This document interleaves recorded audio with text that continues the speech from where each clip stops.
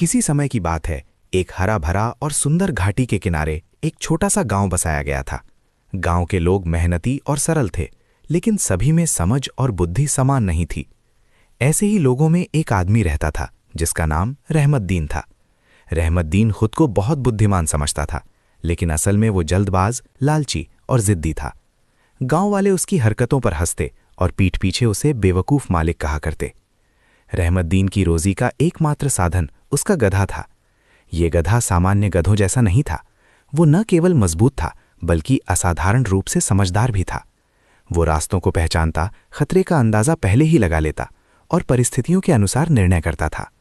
गांव के बच्चे उसे प्यार से दानिश कहते थे, क्योंकि उनका मानना था कि इसमें इंसानों से ज्यादा बुद्धि है। रहमतदीन रोज गधे पर अनाज, लकड़ियां, नमक या बर्तन लादकर नजदीकी शहर जाता। समस्या ये थी कि वो हमेशा अधिकतम बोझ लाद देता। अगर गधा धीरे चलता तो डांट पड़ती, अगर रुक जाता तो डंडा उठता। गधा सब कुछ सहता, लेकिन दिल ही दिल में सोचता कि बुद्धि बोझ से नहीं, समझ से चलती है। काश मेरा मालिक ये जान पाता। गांव के बुजुर्ग कई बार समझाते, रहमतदीन, जानवर भी अल्लाह की मखलूक हैं, उन पर दया करो। लेकिन वो हंसकर कहता, ये तो गधा है, इसका काम ही बोझ उठाना है। एक दिन रहमतदीन ने गधे पर भारी नमक की बोरी लाद दी। गर्मी बहुत थी और रास्ता नदी के किनारे से गुजरता था। गधा थक चुका था, लेकिन चुपचाप चलता रहा। जैसे ही वो नदी के पास पहुंचा, उसने जानबूझकर कदम फिसलाया और पानी में गिर गया। नमक घुल गया और बोझ हल्का हो गया। ये चाल गधे के काम आ गई। अब जब भी नमक लादते वो नदी में गिरने की कोशिश करता। रहमतदीन नुकसान देखकर भी समझ नहीं पाया और गधे को पीटना शुरू कर दिया। कुछ दिनों बाद रहमतदीन ने चालाकी दिखाते हुए नमक की जगह कपास की गठियां लाद दी। गधा अपनी आदत के अनुसार नदी में गिरा, लेकिन इस बार कपास ने पानी सोख लिया। बोझ कई गुना बढ़ गया। गधा बुरी तरह थक गया और मुश्किल से किनारे तक पहुंचा।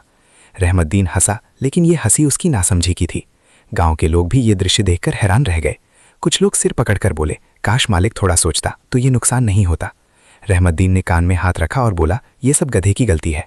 लेकिन गधे की आंखों में चमक थी, जैसे वो सब कुछ जानता हो। कुछ दिनों बाद रहमतदीन ने लालच में आकर गधे पर बहुत ज्यादा लकड़ियां लाद दी। रास्ता पहाड़ी और संकरा था।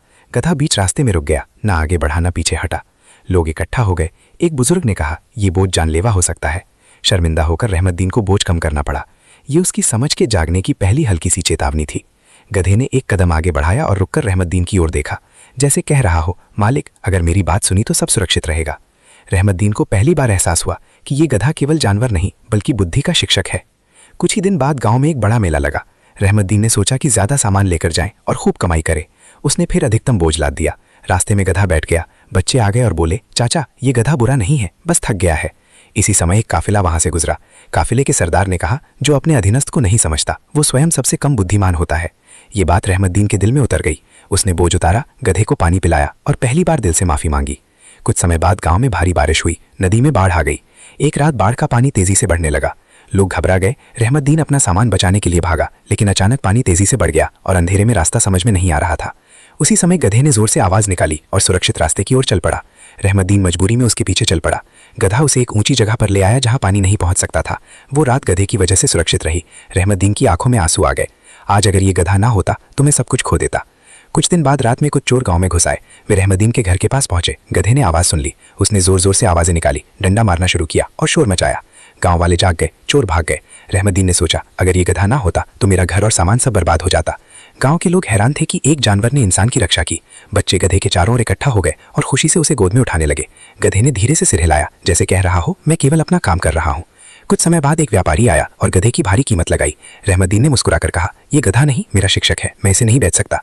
अब गांव में रहमतदीन को बेवकूफ मालिक नहीं कहा जाता था। लोग इसे उदाहरण के रूप में प्रस्तुत करते। जिस इंसान को बुद्धि एक गधे से मिल जाए वो वास्तव में भाग्यशाली होता है। रहमतदीन भी अब सुबह और शाम गधे के पास बैठकर उससे सीखता और बच्चे इस कहानी को सुनकर समझ और खैरे का महत्व समझते। बुद्धि शक्ति शब्द या अहंकार में नहीं होती, बल्कि दया, धैर्य, अनुभव और सीखने की इच्छा में होती है।